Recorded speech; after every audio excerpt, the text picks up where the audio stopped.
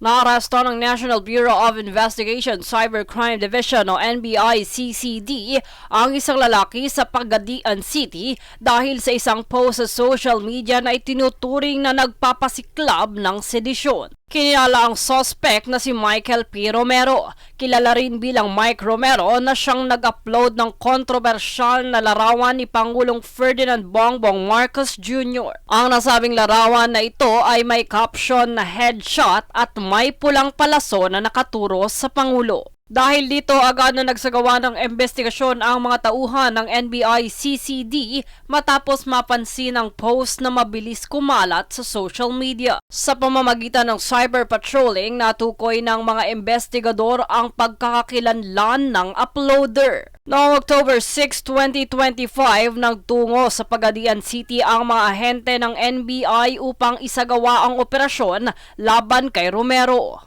Sa tulong ng NBI Pagadian District Office, matagumpay nilang natunton ang tirahan ng suspect. Nang harapin ng mga otoridad, umamin si Romero na siya ang may-ari ng Facebook account na Mike Romero. Bunsod nito, agad siyang inaresto ng mga ahente ng NBI at pinaalam sa kanya ang kanyang mga karapatang konstitusyonal. Kalaunan ay dinala siya sa NBI-CCD office sa Pasay City para sa booking procedures at karagdagang investigasyon ukol sa kaso. Jade Buhoy, nag-uulat para sa Golden Nation Network.